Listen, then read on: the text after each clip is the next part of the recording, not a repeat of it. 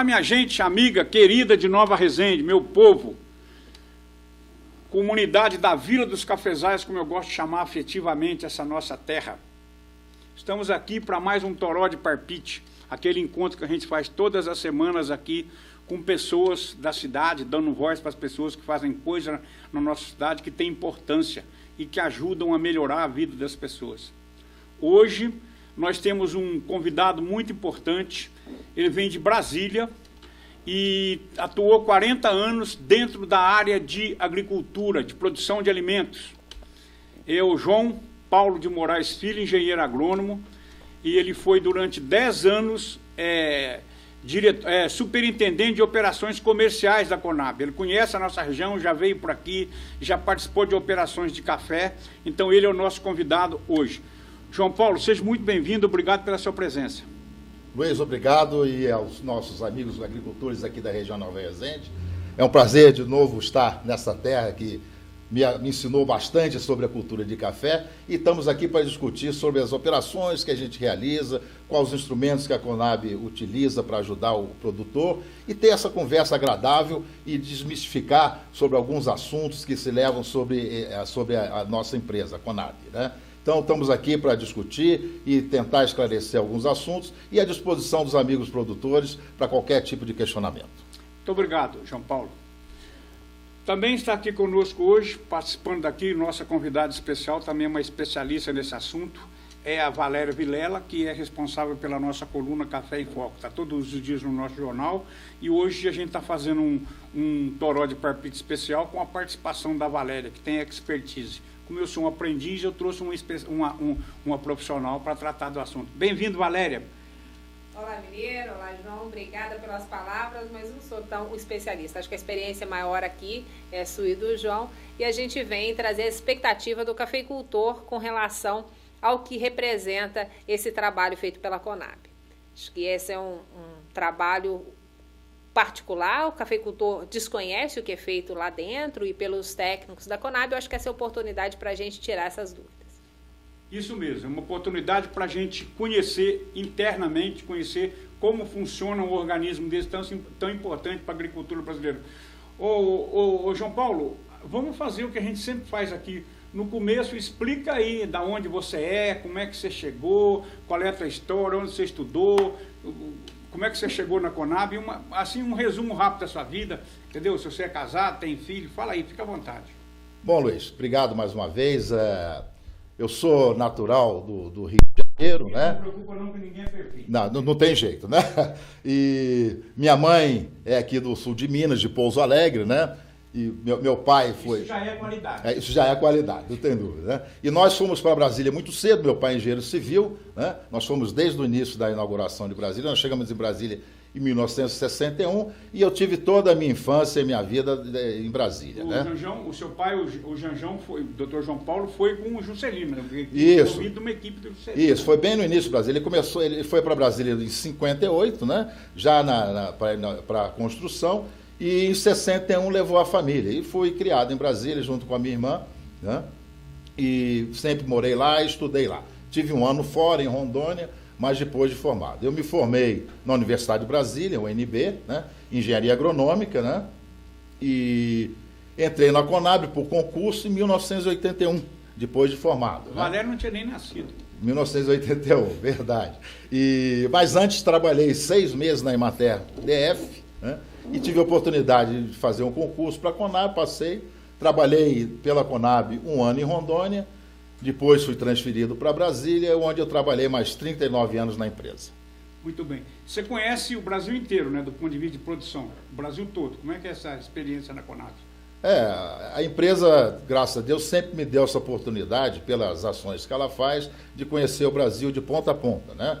E ela trabalha nessa parte de garantia de política e preço mínimo e várias outras atividades também que a gente vai discutir no desenrolar das nossas conversas, né? Você também conhece o mercado internacional, né, João? Andando por aí pelo mundo afora, né? Não, sim, porque, na verdade, quando você tem uma ação comercial, que você tem que estar ligado em todas as questões no mundo, né, na verdade, são vários produtos que a Conab trabalha, então você tem que ter essa relação, onde se tem as formações de preço internacional, o conhecimento com as bolsas onde se formam os preços, né? O conhecimento também com os nossos maiores concorrentes no mercado agrícola, que é os Estados Unidos, a Comunidade Europeia. Você tem que conhecer o funcionamento dos programas que eles têm lá e para você fazer uma comparação com os programas que tem aqui e como você pode desenvolver melhor, né, esse tipo de programa.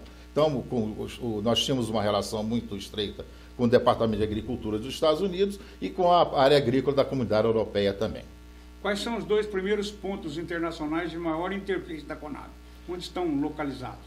Bom, a relação que eu falei, o grande relação da Conab é quem são os nossos maiores competidores dentro do mercado internacional, né? Então, o maior competidor hoje de vários produtos, de várias commodities agrícolas é os Estados Unidos, né? Então, a gente tem uma relação muito grande, até de parceria, da visita deles aqui, visita nós, que nós fazemos lá também, e para se conhecer e troca de informações, né? Mas, basicamente, os Estados Unidos. Mas tem conhecimento das políticas da Austrália, da África do Sul e da Comunidade Europeia, que tem alguns produtos são competidores com o Brasil dentro do mercado internacional. E todos esses lugares você foi lá discutir, foi lá ver todos, conhece todos esses lugares? Sim, inclusive o México também, né? Outras parcerias que são países que têm alguns programas semelhantes, né? Porque, na verdade, a coisa, Luiz, é uma coisa muito interessante. São programas que você vai adaptando pela realidade de cada país que tem. Mas, no fundo, os programas que existem são para beneficiar o produtor e para manter o produtor dentro das suas atividades, tá certo? Então, esse é um programa que a gente faz e que a gente tem para vários produtos. De negócio. Exatamente. Valéria, por favor, fique à vontade. Dentro dessa política de negócio, o cafeicultor sempre pergunta: como é que se chega a esse preço mínimo que a Conab faz para a cafeicultura? Como que é feita essa política de preço mínimo para o café dentro da Conab, João? João, você trabalhou diretamente nisso, indo para o campo, né? Sim, então, foi uma pergunta muito boa, Valéria, que é uma questão que dá para esclarecer ao amigo produtor, que como se chega e o que se fala de preço mínimo. Porque muitas vezes se tem a ideia do preço mínimo, é um preço que vai remunerar, é um preço que vai dar uma garantia ao produtor, garantia dá, mas é um preço que vai dar uma renda ao produtor. Na verdade, não é isso. Como o próprio nome diz, é um preço mínimo, que é um preço que é para manter o produtor dentro da sua atividade em momentos de crise. Porque o importante é dizer que a atuação da Conab dentro da política de preço mínimo é quando existe uma crise. Então, ela só atua quando o preço de mercado está muito abaixo desse preço mínimo. Mas vamos lá à pergunta específica. Como é que se chega ao preço mínimo, né? Então, a Conab ela trabalha sob orientação do Ministério da Agricultura, ela é uma empresa vinculada ao Ministério da Agricultura, que traça, na verdade, a política maior da agricultura no Brasil. E a Conab ela é uma operadora dessa política. É a empresa que faz a execução dessas políticas específicas, e a grande política existente é a política de garantia de preço mínimo, que, na verdade, ela foi criada durante a Segunda Guerra Mundial, que era basicamente para atender o algodão, com as dificuldades que tinham na exportação e na logística de exportação do algodão naquela época, por causa da guerra, questão marítima que se exportava algodão, e depois foi aprimorando até 1966, quando foi criada a base da política atual, né? Então, ela atende basicamente vários produtos, né? E o café, mais recentemente, e depois de 1992, que ela começou a atuar basicamente no café. Como se chega ao preço mínimo? Então, a Conab, dentro das suas atuações, ela tem o processo de informação de safra, o processo de levantamento de custo de produção e o processo de aquisição ou não de formação de estoque, desde que, como eu falei, os preços de mercado estejam abaixo desse preço mínimo de garantia. Os preços mínimos de garantia, basicamente, eles levam em consideração o fator do custo, a gente chama de custo variável. O que se chama esse custo variável? É o desembolso que o produtor tem naquela safra para se manter na atividade. Ela não vai levar em consideração custo fixo, investimento e tudo mais. É um preço que vai garantir ao produtor que ele, naquele momento de crise, ele tem uma possibilidade de se manter na atividade, que é basicamente o desembolso que ele tem durante aquela safra para fazer a sua colheita e fazer a sua comercialização. O que é considerado... Desculpa, Valério, pode falar. Nesse processo que você explicou aí, existe comparativo com a Conab e com outros países do mundo? Existe essa companhia de abastecimento em outros lugares do mundo? Existe de formas diferentes, Valéria. Isso é muito interessante, porque todos esses países que têm uma competitividade no mercado agrícola internacional, eles têm uma política específica de garantia de renda, que é o mais importante para o produtor, né? Então, os Estados Unidos, dentro do Departamento de Agricultura, ele tem vários instrumentos de política de garantia de renda, são claros, são bem diferenciados do Brasil, até por questões financeiras, que eles têm questões de aporte financeiros muito maiores do que a gente pode dar, mas todos eles têm uma política de garantia de renda. A própria Comunidade Europeia trabalha com subsídios pesados para os seus produtores, em vários produtos, né? Então, ela garante um preço ao produtor lá muito maior que o preço de mercado para o produtor se manter dentro da atividade. Então, existe em cada país uma política diferente, mas que é essa política de visar garantir um mínimo de renda. João, quando você falou que faz a análise do custo de manutenção daquela safra, o que é considerado despesa nesse processo? O que pode ser colocado lá?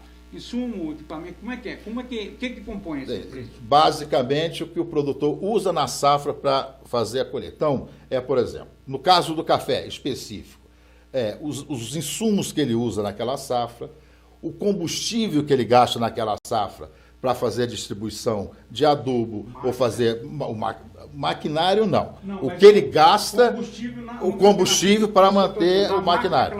A máquina que ele vai usar. O trator, o combustível que ele vai usar para fazer as pulverizações ou de defensivo. Os insumos que ele utiliza ali e a mão de obra para colheita. Isso no grosso modo, né, Luiz? Então, você faz assim. O que o produtor, durante a safra, ele gasta para fazer a colheita, a panha do café e botar o café no seu terreiro? E até botar na sua cooperativa ou fazer a venda para o comerciante. É esses que se leva em consideração. Basicamente, o combustível, a mão de obra de colheita, os defensivos que ele usa. Basicamente isso. E nesse processo desse preço, dessa formação de preço mínimo, quem que pode comercializar? Ou seja, a Conab compra de quem? Ela não compra direto do cafeicultor. O preço mínimo, ele tem um público específico, que é o produtor e as suas cooperativas. O preço mínimo ele não funciona para a indústria, ele não funciona para comerciante. A garantia é basicamente o produtor e as suas cooperativas. Mas então, o cafeicultor não vende direto. Existem vários instrumentos que a gente utiliza dentro da política de preço mínimo. Existem as aquisições, existem os programas de subvenção e os programas de escoamento. São programas diferenciados que você atua de forma diferente. Para vários produtos e para certas categorias de produtores, quando a necessidade, a Conab compra direto do produtor. Desde que ele tenha aquele produto dentro daquelas características específicas e entregue nas unidades específicas onde a Conab designa. Os armazéns. Podem ser armazéns próprios, que a Conab tem uma rede própria de armazéns, ou armazéns de terceiros que são credenciados pela Conab para receber. Mas, Valéria, sim, quando há necessidade, o produtor pode vender diretamente o seu produto à Conab ou diretamente ou via suas cooperativas. Ele tem que procurar, se a gente tiver aí, temos muito cafeicultor nos ouvindo, e ele quiser fazer essa comercialização, ele entra direto em contato com a Conab através do site ou com a cooperativa? Ou as duas coisas? Muito boa pergunta. Primeiro que tem várias formas de você fazer essa garantia de preço mínimo. Nós chamamos dos instrumentos da política de garantia de preço mínimo. Você tem a aquisição direta do governo federal, que nós chamamos a AGF. E você tem os programas de preço mínimo via contratos de opção e via programas de escoamento. No café, basicamente, que nós utilizamos naquela época de grande crise do preço do café, foi via contratos de opção, que poderia ser feito direto pelo produtor ou por suas cooperativas, independentes, tá certo? Só que existe uma forma de você acessar esses instrumentos. Basicamente, a aquisição é muito simples. Quando o preço de mercado está baixo e o produtor se encaixa naquela categoria, você tem a categoria de produtor que pode entregar e os limites que ele pode entregar para cada tipo de produto. Perfeito? Então, você vai direto no nosso agente financeiro, Banco do Brasil, qualquer que seja, tem vários bancos têm sua carteira agrícola, você vai lá e fala assim, olha, eu estou com um produto depositado nesse armazém, que ele é credenciado, ou próprio da Conab, é fiscalizado o produto, está dentro das características, simplesmente, na hora, se der certo, você já vai e recebe o preço mínimo sobre aquele produto.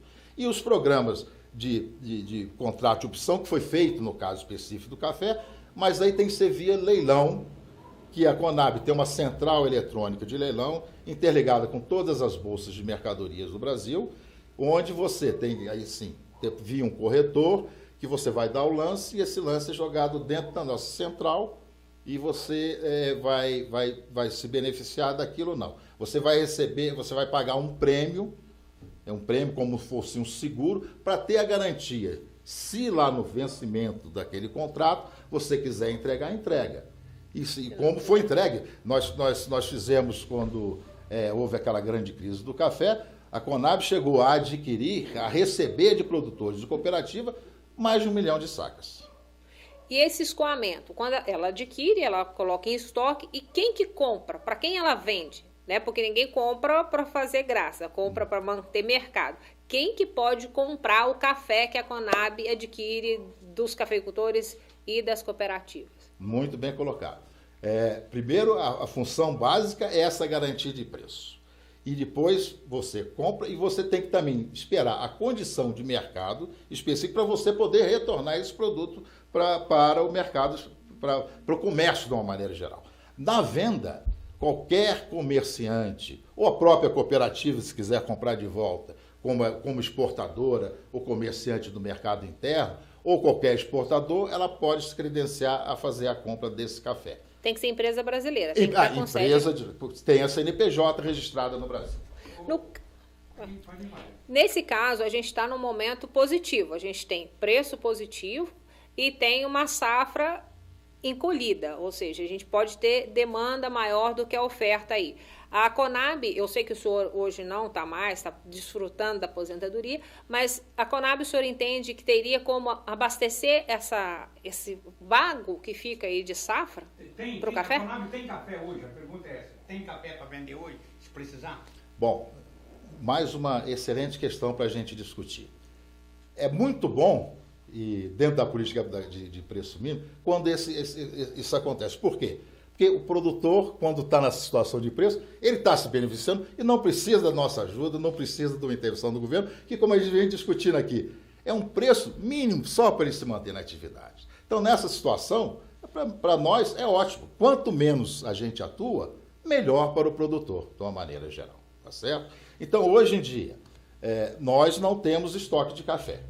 Porque o estoque de café que foi feito lá naquela época, quando teve aquela crise muito grande, ele já foi disponibilizado no mercado, já foi vendido. Inclusive, saldos que nós tínhamos do antigo IBC, que a Conab fez a administração desses estoques também. Então, nós tínhamos café do IBC de 80, 79, 78. Isso foi em 98, essa crise. Exatamente, daquela crise que teve, foi a crise das commodities como um todo, né? De vários produtos que não só afetou o café, como afetou o milho, soja e vários outros produtos, né?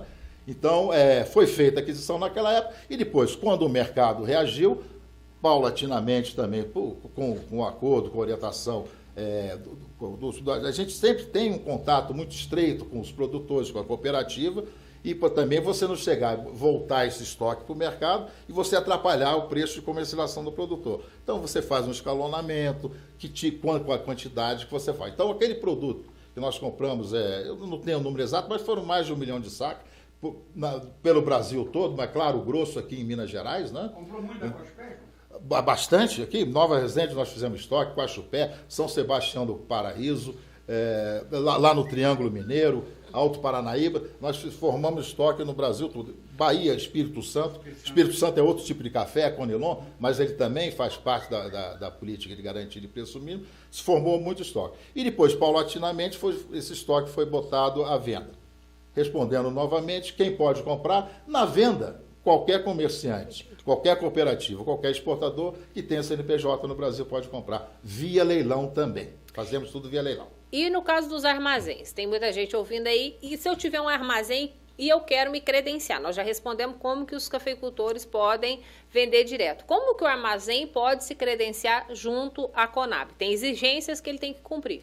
Certamente. Então, a unidade da Conab, nós temos superintendências em vários estados do Brasil, em todos os estados do Brasil, né? Ele vai e fala que eu quero cadastrar o meu armazém, e aí ele vai ver as condições que a Conab paga. Que a Conab paga determinados valores para determinados produtos, para manter, ela tem uma taxa específica que ela paga, né? Ela paga a quantidade e o período que o produto fica dentro do armazém. E, é claro, existem as condições que ele tem que estar pronto para receber, tem que dar o fluxo de recebimento e tudo mais. Mas não tem problema nenhum. Qualquer armazém geral ou armazém individual que a pessoa queira credenciar a Conab, vai às superintendências regionais, fala que quer credenciar, faz o credenciamento, faz a vistoria e ela se enquadra dentro de um contrato, que nós chamamos de contrato de depósito, que você faz com os armazenadores para receber.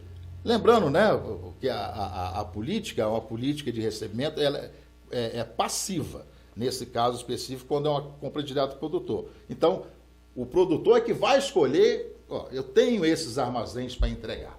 E ele escolhe o armazém que ele vai querer entregar, sem problema nenhum. No caso, quando é um contrato de opção, nós temos a rede credenciada e nós falamos para os produtores, esses armazéns você pode entregar, e ele vai e entrega no armazém que, pela logística, for mais fácil para ele. Para a cooperativa, ele entrega e não tem problema nenhum. Ô, João, como é fiscalizado esse sistema de armazém? A gente sabe que vira e mexe, tem alguém que tem armazém, que compra café e, de repente, tem um estouro aí, os cafeicultores estão tomando prejuízo. Qual é o critério que tem de controle desses armazéns? Como é que é fiscalizado isso? Tem uma garantia? Como é que isso é feito?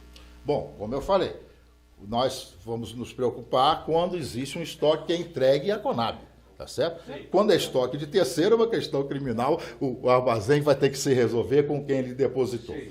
Mas, especificamente, quando a Conab recebe qualquer tipo de produto, ou café, ou milho, ou arroz, ou feijão, ela tem um sistema de fiscalização constante, sistemático, que vai fazer a verificação se estão dentro das condições que o produto entrou, as quantidades e tudo mais. Então, tem uma área específica que faz fiscalizações rotineiras e sistemáticas dentro desses armazéns quando está a determinação do estoque.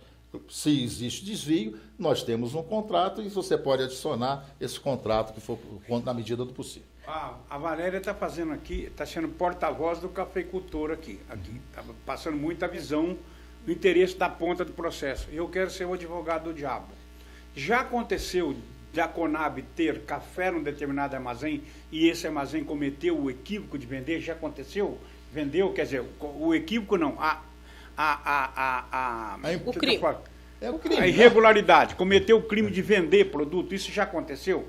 Aqui a gente tem que tratar das coisas muito claras, porque... Não, perfeito. Entendeu? O cachorro mordido de cobra tem medo de linguiça. Com certeza, não tem dúvida nenhuma.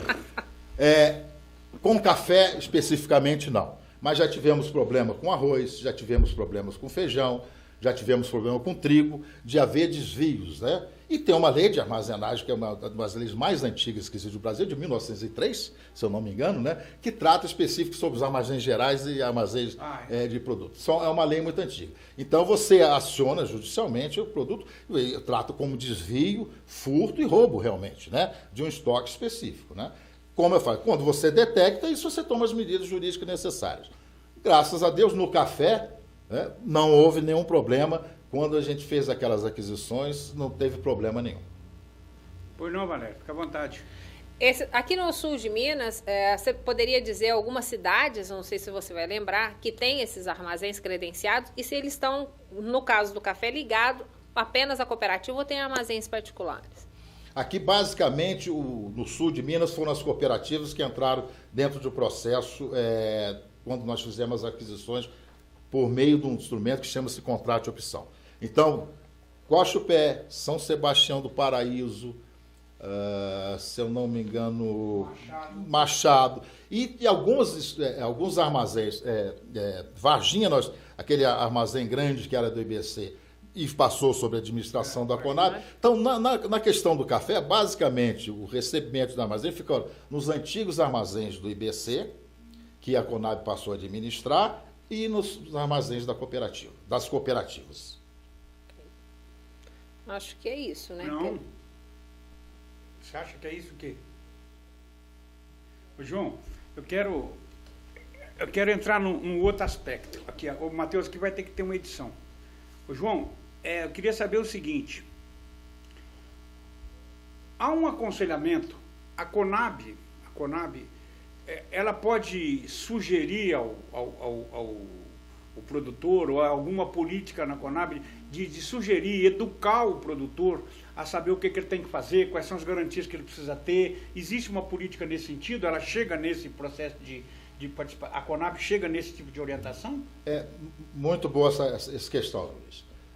Para até ver um pouquinho até a falta de capilaridade que a Conab tem em determinadas áreas. Isso é fato, né? Não adianta negar, né? A Conab, como eu falei, ela é uma executora de uma política, né? Quem traça a política é o Ministério da Agricultura, né? De uma maneira geral. Então, com base nessa política traçada, a Conab vai atuar. É claro que a Conab ela presta subsídios para as definições dessa política, né? Ela trabalha, como já foi discutido aqui, no levantamento de custos de produção, no levantamento de safras, que tem todas as suas nuances, suas dificuldades e tudo mais. E respeita a regionalização do processo. Respeita a regionalização e tudo mais. E nesse contato que a Conab tem, porque ela vem a campo, né? É claro, ela não está em todos os municípios e todos os produtores, mas ela tem uma sistemática de fazer esse levantamento de custos junto a produtores, junto às cooperativas. Esse levantamento de safra é feito diretamente também com produtores, então ela tem essa oportunidade de estar junto aos produtores de vários produtos no Brasil, de uma maneira geral. E o que ela aconselha? Não é conselho. O que ela sempre troca informações com produtores, né? Ela dá informação específica sobre volumes de safra. O produtor tem uma noção quais são os volumes de safra. Ela tem uma área específica que faz um acompanhamento de mercado, como é que é do mercado, as perspectivas de mercado e tudo mais. E essa interlocução, ela tem muito direta com os produtores e com o comparativo. Agora, conselho, né, Luiz? O produtor tem sua capacidade de aconselhar. Eu acho que vale a troca de informações com os produtores, né? Você dá informação específica para que o produtor faça a sua decisão autônoma. Eu quero... Sabe por quê, João? A gente está vivendo aqui, agora, o problema de uns armazéns de Muzambinho, que os agricultores, os produtores de café tiveram problemas concretos. Estão enfrentando problema nesse momento. A Valéria tem mais informação. Mas parece que recentemente houve um pedido de concordata de um armazém, que recebia café. E isso, João, é um problema muito sério, porque a vida do agricultor está ali. Está entendendo? O cara coloca toda a vida dele ali. Um problema desse e são centenas de famílias. Entendeu? Então, quer dizer, isso que eu queria saber se a Conab tem mecanismo que alcança esse tipo de processo. Por exemplo, falar, olha, cuidado com o armazém e tal, isso que eu quero dizer. Como eu falei, Luiz, a rede que trabalha com a Conab é uma rede credenciada e tem todos os seus benefícios e suas obrigações para trabalhar com aquilo, né? Agora, a Conab não tem gerência sobre negócios privados, tá certo? Sim. Então, um caso de desvio desse tipo, não, a Conab pode até passar, olha, está acontecendo isso, alertar o produtor, mas ela não tem gerência sobre essa negociação privada e direta, tá certo? Okay. Quando é relação onde tem o armazém, que tem um contrato, mesmo não sendo produto da Conab, aí sim a gente pode ter uma penalização sobre aquele armazém, mesmo desviando um estoque que não seja da Conab. Mas a negociação privada de alguém que faliu ou desviou um produto específico do produtor, nós não temos essa ingerência privada nessa negociação. Eu fiz uma pergunta sobre o factual, agora eu quero projetar um assunto. Tem seguro? Tem garantia isso? Por exemplo, existe hoje estabelecido, pode ser considerado, por exemplo, um processo de que tenha um seguro para não deixar isso acontecer, por exemplo? Você vê? Agora estou perguntando, não é uma pergunta dirigida para a Conab, é para um técnico especializado nesse processo. O que você acha disso? Bom, isso é muito importante. É claro que toda negociação, ela parte de um contrato, um contrato legal. tá certo? Então, o produtor tem que estar com base no contrato legal e, se for necessário, ele acionar essas bases legais sobre os contratos, tá certo? Agora, como se diz, desvios ou má condutas existem determinados, de vários níveis da produção. A gente não pode generalizar. Agora, o que eu acho importante o produtor ver nessa questão de comercialização, a garantia de quem realmente que dá essa garantia. Com quem que está fazendo negócio. Com quem está fazendo negócio. Por exemplo, você vê, as cooperativas são um ramo mais seguro, muito mais seguro de você fazer o negócio. Quer tá dizer certo? que às vezes um precinho um pouquinho menor significa uma garantia muito maior. Às vezes o cara vai querendo ganhar R$10 por saco a mais aí numa operação. Perde tudo. Perde tudo. Ele tem que saber onde ele está se metendo, né? Eu falo, nós damos um valor muito grande ao sistema de cooperativa. Sim. Né? Que é muito importante. Muito importante. É um sistema que dá para o produtor muito mais garantia, dá para o produtor muito mais capilaridade para ele tratar do negócio dele. E hoje em dia, principalmente, essas cooperativas que estão surgindo menores, com questão dos cafés de melhor qualidade. Especiais, né? aqui, especiais. Vamos colocar aqui Nova Resende. Aqui. Nova Resende é um caso ímpar, que eu sempre falo. Toda vez, eu venho já a Nova Resende há muito tempo, eu tenho essa oportunidade de vir aqui, quando se falava do café de Nova Resende, nunca se falava do café de Nova Resende, falava o café da região de Guaxupé, basicamente isso aí. Hoje, o café de Nova Resende é muito mais conhecido pelos concursos que tem ganho em termos de qualidade. Então, o importante para o produtor, a gente vê dentro dessa questão de risco de negócio, tem qualquer tipo de negócio. Né? Então ele vê as cooperativas que dão mais garantia. Tem muitos armazéns privados também, muitos comerciantes que dão uma garantia muito boa. Né? Agora, questão de desvio, temos que aplicar a lei e partir para as exigências contratuais. Hoje é bem percebido isso aqui, que é o processo que as cooperativas estabeleceram, mesmo uma grande cooperativa como a Guaxupé, de qualificação. Hoje é perseguido aqui de uma forma sistemática, organizada, a qualificação. Quer dizer, tem havido uma substituição do conceito da quantidade, quer dizer, produzir muito, produzir menos com mais qualidade, com melhor lucro. Isso você já percebe isso do ponto de vista de uma pessoa desse mercado, de conhecer isso? Ô Luiz, eu acho que é fundamental. E a Valéria, que acompanha o mercado, deve saber muito mais que a gente. Valéria está muito quieta, está pensando alguma coisa errada ali. Mas ela já vai perguntar. Você nota, desde que a gente começou a trabalhar com café, já quase 20 anos dentro da Conab e tudo mais, você nota, o produtor melhorou muito o seu padrão de lavoura, demais da conta. Né? Então, pelo padrão de lavoura, ele visando a qualidade do café. Né? Quanto a experiência que nós fomos outro dia na roça aqui. Não, lá no Divino, fomos lá no Divino. Eu fiquei realmente impressionado. Lá no São João. Nessas voltas que eu estou dando agora, recentemente, para cá, onde essa questão da qualidade, a questão do café mais gourmet, a questão do café de melhor qualidade, você vê o padrão das lavouras hoje, é um padrão alto nível. Você vê o produtor, menor que seja o produtor, o cuidado que ele está tendo com a lavoura, o cuidado que ele está tendo na utilização dos seus insumos e basicamente na colheita, basicamente no trato do café, e você está vendo que isso está dando uma grande vantagem para o produtor, muito importante. O padrão de lavoura que você vê de 20, 25 anos para trás, para hoje, que você vê, principalmente nessa região aqui do sul de Minas, mudou para melhor e muito. Isso tem um papel muito importante do papel das cooperativas e também tem do Instituto aqui de Muzambinho, Instituto Técnico Federal, formando gente. Hoje você tem quadros, isso tem que se dizer muito, todo mundo precisa saber disso, você precisa saber, o Brasil precisa saber. Os jovens filhos de cafeicultores que queriam sair da roça, que queriam fazer outra coisa, hoje tem muito deles fazendo cursos voltados para a cafeicultura. Hoje as lavouras, as unidades rurais estão virando empresas com uma percepção muito interessante. Pode falar, Valéria, você está inquieta aí, pode falar. Não é inquieta, é que vocês estão falando de coisas muito importantes, muito pontuais, e eu queria saber dessa relação com a Conab. A gente tem hoje a palavra sustentabilidade, marcando não só o mercado interno, mas o mercado e a demanda externa também. O consumo é mais que o mercado, né? E aí, na hora de adquirir, a Conab tem como pressuposto, o senhor já explicou aqui para a gente, a questão de preço mínimo. Nesse preço mínimo, a sustentabilidade entra ou não? Muito, muito bem colocado.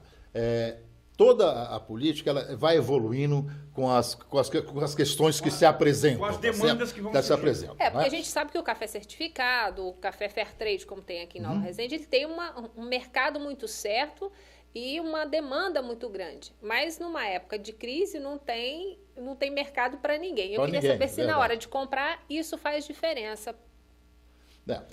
Paga um pouquinho mais para o cafeicultor. Não tem dúvida. O preço mínimo, ele tem um que a gente chama de um padrão básico, tá certo?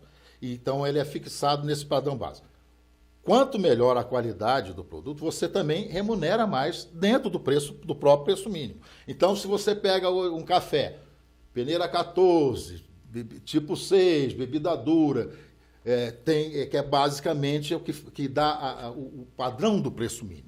Mas, se você tem uma peneira melhor, uma bebida melhor, ele tem um upgrade no prêmio de preço também. Então, quanto melhor o padrão de café, você tem uma gradação a mais também dentro do preço mínimo de garantia. Porque vai ter mercado também para esse café de sem dúvida, sem dúvida. Mas lembrando sempre, hein? A ideia sempre é a manutenção do produtor na atividade, que ele não tenha prejuízo. Valério, por favor. Nessa questão de preço para o produtor não ter prejuízo, e fugindo um pouquinho da Conab, o senhor é engenheiro, trabalhou esse tempo todo com comercialização, é claro que teve em muitas rodas de negócio. Como que o senhor percebe o comprador de café do Brasil? Ele procura o quê? Muito bom. Você vai me dizer, café, é claro. Não tenho dúvida. Mas café, eu sou um tomador quanto mais de café, adoro café. Sou viciado em café, tomo café o dia inteiro, né? E o café brasileiro, a gente vê... Café no Brasil deve ser ruim. Não, cafezinho que não falta lá, né? Não, mas até que temos algumas marcas boas, né? Mas o que você tem que ver, o que mudou na concepção... O café brasileiro, antigamente, era visto só como uma commodity para você fazer blends lá fora. Usando exatamente, é o padrão básico. O café que tinha a vantagem lá era o café colombiano, né? Juan Valdez, aquela marca que tem. E isso está melhorando muito no Brasil. Porque não é o comprador, ele quer questão de qualidade, não tem dúvida. Mas o importante foi que o produtor assumiu isso. Se conscientizou disso. Então ele partiu para melhor cuidar de sua lavoura, para melhor tratar as condições de cultivo, melhor tratar as condições de colheita, claro, com todas as dificuldades que tem, mas o importante, Valério, foi que não o comprador viu que agora nós temos uma coisa melhor para oferecer. Ele percebeu essa mudança de comportamento do produtor. Do produtor. Então, claro, continuamos exportando a commodity de uma maneira geral, mas hoje melhorou muito a concepção do produtor. Se você for hoje nas grandes cafeterias que falavam de café da Colômbia, hoje fala de café brasileiro. A questão de certificado de origem, a origem do produto, com a produção sustentável que hoje o produtor está dando, tá certo? Que a conscientização do produtor que é isso que é importante, né? O produtor conscientizou e passou a oferecer esse tipo de produto. E o comprador vem pegar. Nesse momento, eu sei que o pessoal da Coopervita aqui está trabalhando, já está preparando o processo de certificação local, né? De identificação de certificação, de localizar de onde é o café, como é que é. Você vai chegar lá na propriedade, né? Perfeito. Como foi a Valéria tocou no assunto. A produção sustentável hoje, os consumidores, de uma maneira geral, eles buscam muito por isso, né? E essas questões de certificação de origem, sabendo onde está sendo produzido, de que forma está sendo produzido, é muito importante para o consumidor internacional. Com a questão da segurança alimentar aumentando no mundo todo por conta da pandemia, isso se torna também uma preocupação, acredito que da Conab? Não, sim, a Conab ela tem que acompanhar os movimentos de mercado, os movimentos internos. Tá certo, né? Então, eu falo, nós certamente, espero que não haja necessidade de atuar, porque quando ela atua, está em momento de crise. E quanto menos atuar, melhor, né? Mas ela vai se adaptando, botando certas condições específicas para que as pessoas possam participar. Então, ela pode segregar especificamente algum tipo. Olha, você quer participar? Tudo bem, mas você tem que ter certos comprometimentos para você poder participar desse tipo de programa. Não tem dúvida que essa evolução sempre acompanha as ações. O senhor trabalhou basicamente com a comercialização dentro da Conab. Quais as dicas, então, aí para os nossos setores de cooperativas, de armazéns e para o próprio cafeicultor na hora de comercializar o café? O senhor trabalhava com leilões, mas vamos falar para quem trabalha com venda. Essa pergunta, como é que ele faz? Aquela pergunta de $1 milhão, né? Que é muito bom. A dica, gente, é muito, muito interessante. A dica tem sempre quem te dê um suporte específico. A Conab, ela dá informações ao produtor, tanto de safra como de mercado. João, a Conab tem todo dia o preço de desculpa interromper a pergunta, mas o preço, as cotações internacionais, ela acompanha dia a dia? Acompanha de todos os produtos que ela então, e ela tem uma área específica, uma área de acompanhamento de mercado, que tem conjunturas publicadas semanalmente sobre cada produto, que vai dando esse tipo de dica ao produtor, né? Como a Conab, ela não forma preço. Sim. A Conab, quando ela atua dentro do preço mínimo estabelecido, tá certo? Agora, tem que ter o acompanhamento do preço e tudo mais. E complementando o que ela falou, o importante, o produtor... Então, hoje, nossas cooperativas, de uma maneira geral, e principalmente as grandes cooperativas que nós temos, são os maiores comerciantes de café, hoje quase do mundo. Tá certo? E elas têm toda uma área específica, fazem esse acompanhamento de mercado e por isso que é importante o produtor estar sempre ligado a uma entidade desse tipo que dá a informação para ele. O produtor precisa estar organizado. Organizado, Luiz, não tenha dúvida disso, né? Não organizado numa cooperativa, numa associação. Cooperativa, numa associação, que hoje... A comunicação está muito fácil. Você tem as informações de tudo quanto é tipo. Então, fazer esse tipo de acompanhamento. E a Conab, o que ela presta? Ela presta uma informação específica de como está a questão dos custos, como estão as questões de safra e como a questão do mercado. E o produtor tem que absorver esse tipo de coisa e tomar a sua própria atitude específica. Perfeitamente. Alério, fica à vontade. Agora... Para o engenheiro, o senhor se desligou recentemente da Conab. Se tiver alguém nos ouvindo aí, o senhor presta consultoria? Não, Ou aposentou de verdade? Não, eu aposentei. Você sabe que a gente nunca pode dizer que disso não farei, né? É claro que a gente está sempre disponível para conversar, para falar com as pessoas sem problema nenhum. Oferecer expertise, né, mano? Eu acho que a gente tem uma demanda para esse tipo de profissional aqui na região. Né? Muito grande. A ideia não é essa, né? Mas estamos aqui. A ideia é aposentar.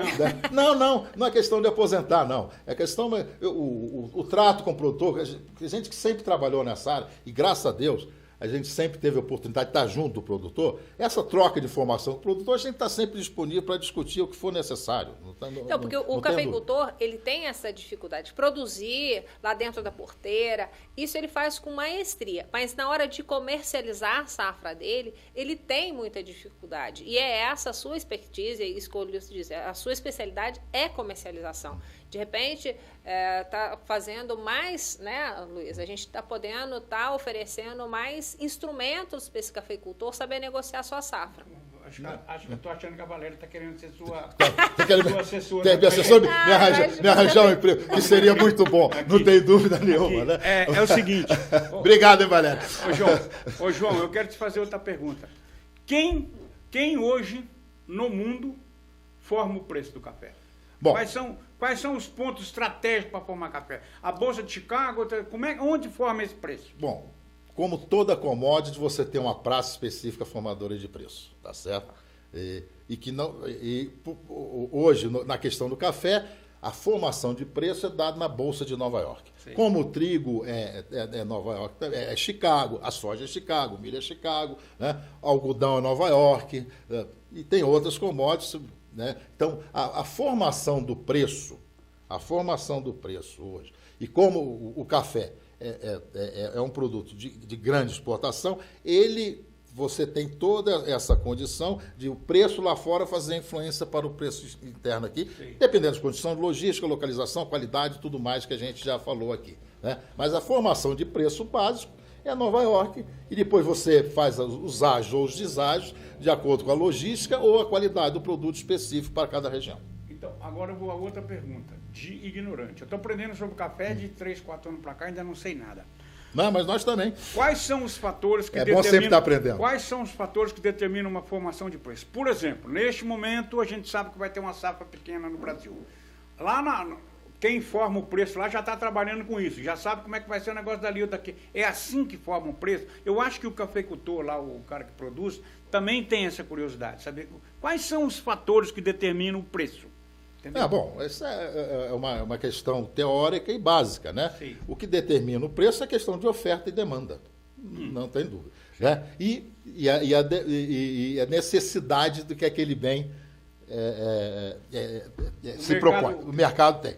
O preço, eu tenho visto os comentários de vocês aqui na Web TV e acompanhando o preço, chegou a, se eu não me engano, base aqui na região do sul de Minas, 760 ou 780, o café padrão, bebida tipo 6, bebida dura para melhor, acho que o 16 ou 17 de peneira. Então, se eu não me engano, é o padrão hoje aqui, né? Então, esse preço, 17... Peneira, eu só sei de peneira para pescar lambari. Não, mas é a mesma coisa, né? É a mesma coisa. Quando vaza, não presta, né? Quando vaza, não presta. Então, o interessante é isso. O preço hoje, esse preço que está aqui, certamente é porque o mercado já sabe que esse ano, no Brasil, que é o maior exportador de café do mundo, ele está num ano de bianualidade baixa para o Arábica, tá certo? E além dessa bianualidade baixa, ninguém é bobo hoje, Luiz. O pessoal também está por aí. Está todo mundo vendo a seca que houve aqui, o que houve lá. Você vai ter uma questão, além da bianualidade, que você já tem uma quebra significativa de uma safra para outra, você teve a questão climática que vai afetar, além da qualidade, da quantidade, a qualidade do café esse ano que vem, né? Então, o comerciante já sabe disso. Então, esse reflexo que tem aqui, já é um reflexo de o pessoal já incorporou essa quebra e já incorporou essa quebra de quantidade e de qualidade. Então, isso reflete diretamente no preço das cotações. Sim. Se você pegar hoje cotações de Nova York, pega as cotações mais para frente, porque lá tem prazos de vencimento específico, tem prazo de vencimento, meses diferenciados de vencimento, você vê que está num crescente mais para frente, quando se concentraria a colheita do Brasil, julho, agosto, os preços lá estão já melhores do que estão aqui. As negociações lá para frente já estão sendo pagas melhores. E isso, basicamente, o comprador sabe. Quem é o concorrente do Brasil que tem? A Colômbia. A Colômbia também está com seus problemas de renovação diária e algumas outras coisas que não tem tanto produto disponível. É o Brasil. A Colômbia tem escala para concorrer com a gente? Não. A Colômbia produz bem menos que a gente, apesar da grande parte do produto dele ser exportado, não ser consumido internamente. Sim. O Brasil já é um grande consumidor interno. Mas hoje nós passamos a exportar mais do que consumir internamente. Tá certo? Até porque nós melhoramos a qualidade, hoje nós estamos exportando mais. Então, o preço é muito simples, Luiz.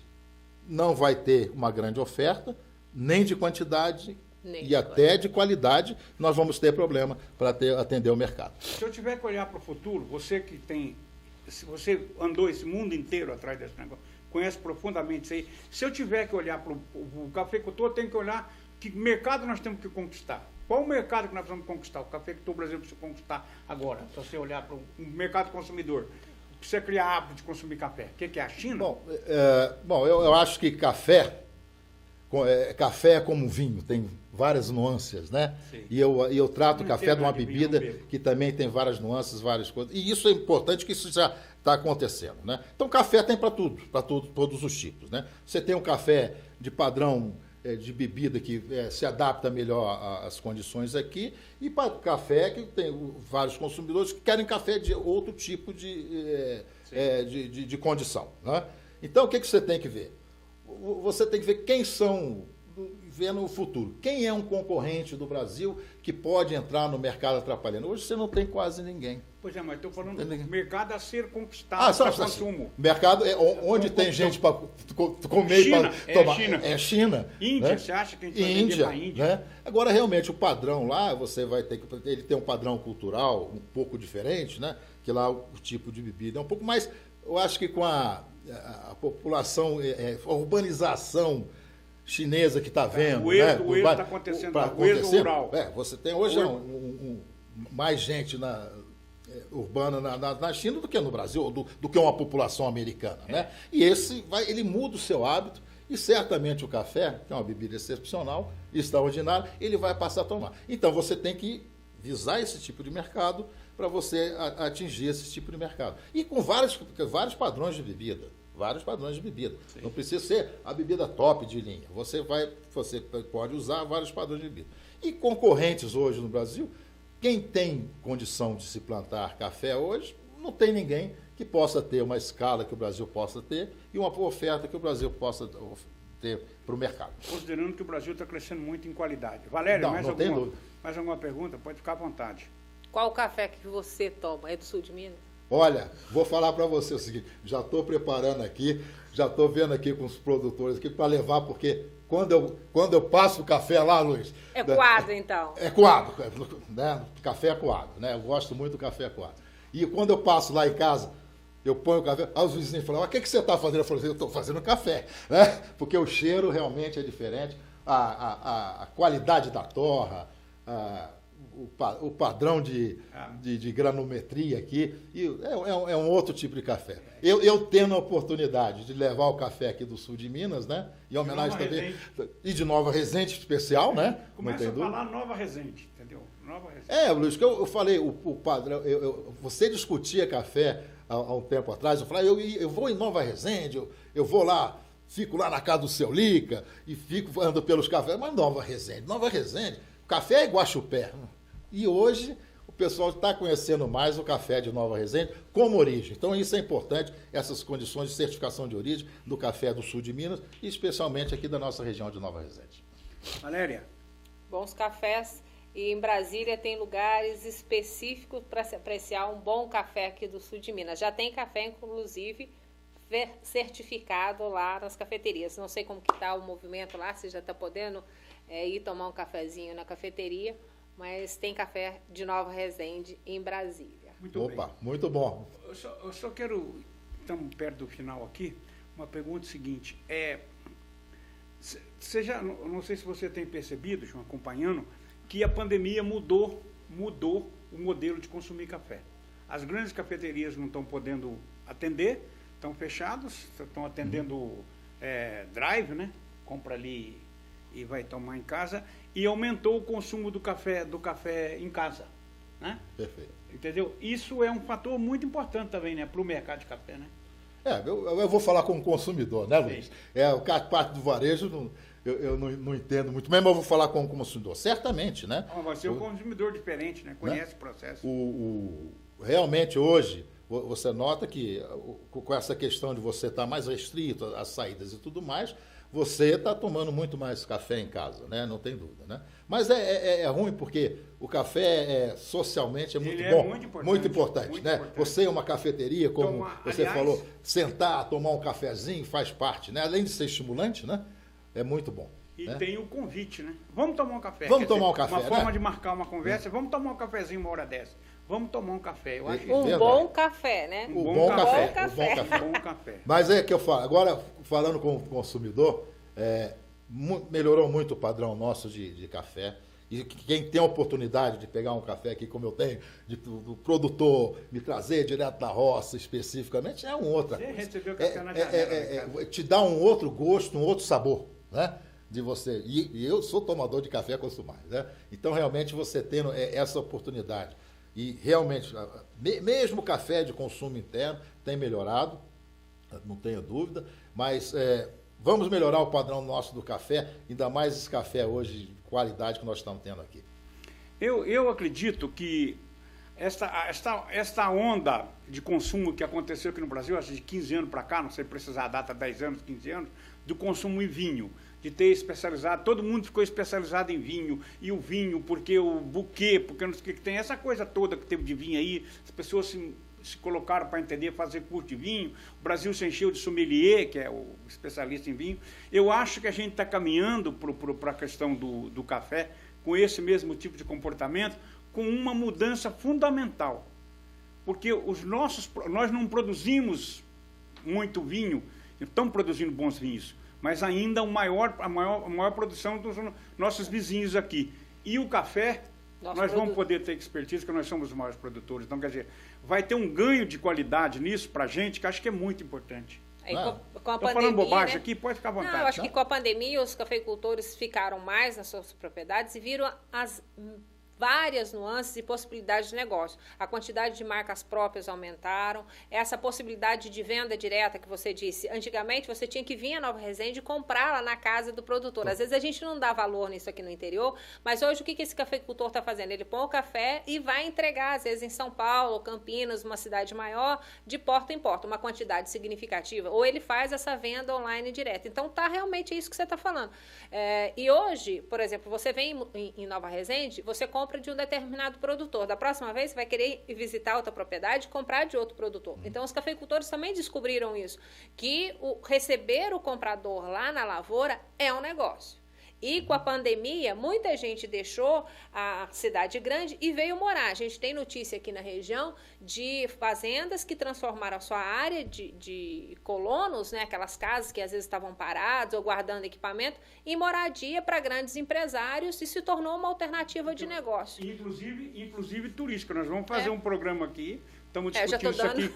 Estamos discutindo isso aqui. Entendeu? Que é para fazer essa história. Hoje são programas turísticos importantes, de visitar a fazenda de café, de conhecer os processos, está entendendo? E isso está avançando muito. Acho isso muito importante, né? Acho que a gente está ganhando um peso muito importante. Eu acho que precisa entender, para a gente aqui no sul de Minas, café é a economia básica, mas é a vida. É a cultura. Eu já escrevi um texto dizendo assim, nós somos café, entendeu? Porque nós somos essencialmente, na nossa história, a nossa vida toda é café. Ô João, suas considerações finais, muito obrigado por ter vindo aqui, por favor. Ô Luiz, você sabe que eu gosto muito aqui da região, prazer, além de gostar da região, de laços afetivos que eu tenho aqui com a região de vocês, né? Então, viu, Valéria? Também na pandemia estou me encostando um pouquinho aqui, né? Fugindo um pouco da cidade grande. Então, agradeço a oportunidade de estar conversando com os produtores, que é muito bom poder trocar esse tipo de ideia e trocar alguns tipos de informações que o produtor às vezes não sabe, e a gente pode trazer esse tipo de esclarecimento. Muito obrigado pela oportunidade e estamos à disposição de vocês aí. Gratidão. Fique à vontade. Eu que agradeço essa aula, essa oportunidade, Mineiro, essa oportunidade, João, de aprender, né? Porque a gente não é todo dia que tem a oportunidade de aprender tanto sobre comercialização e abastecimento. Obrigada. Eu também fico muito agradecido com a presença de vocês. Também considero que foi uma aula, entender um pouco mais do macro e poder oferecer um conteúdo, que essa é a função da Resende Web, essa é a função do Toró de Parpite. Levar informação para as pessoas que ajudem elas a melhorar a vida delas, conhecer mais. Eu acho que o papel da imprensa, o papel da comunicação tem que ser isso, formar massa crítica, quer dizer, quanto mais informação você tiver, melhor você vai cuidar do seu negócio, melhor você vai abrir horizontes, melhor você vai fazer políticas defensivas também, saber como se proteger. Esse é o nosso papel.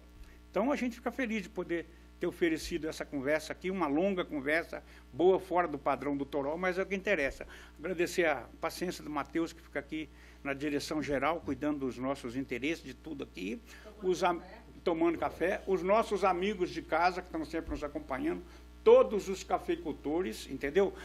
Não deixar de registrar aqui, eu acho que é muito importante, os fatores que determinaram a mudança de tudo que nós falamos aqui na nossa região.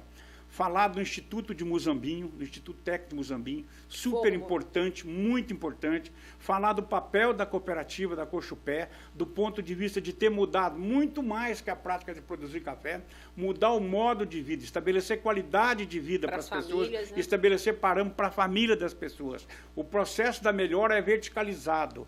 ele vai do topo até lá embaixo, quer dizer, melhorou a qualidade das pessoas, a vida das pessoas, o modo de viver, as casas, quer dizer, tem uma contribuição que vai muito além de produzir café.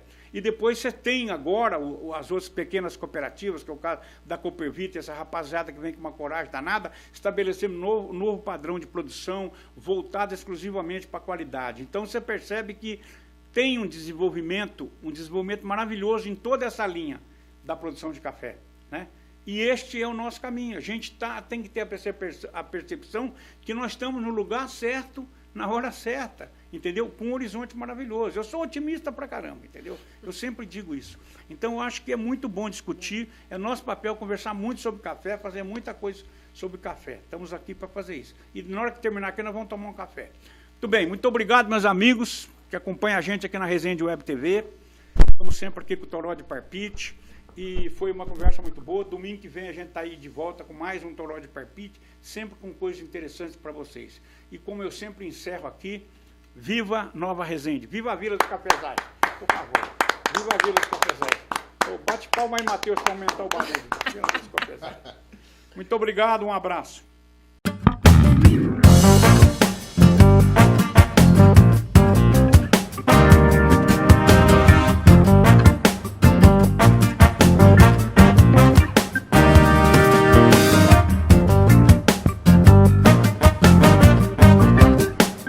Resende Web TV. Apoio. Loja da Val. Moda e acessórios. Resende Net. Internet por fibra ótica. Pizzaria Paraná. Pizzas no forno a lenha. Patrícia Vieira. Estética avançada e perfumaria. Alto Posto Vila Petro. Nosso combustível te leva mais longe. Marmoraria Nova Pedra, realizando sonhos. Z Comunicação Visual, criando ótimas impressões. Nova Noiva, a Loja da Luísa, Espaço de Beleza da Vânia, cosméticos e cuidados pessoais. Distribuidora do Breno, água, gás e bebidas. Centro Automotivo JKE, o mais completo da região.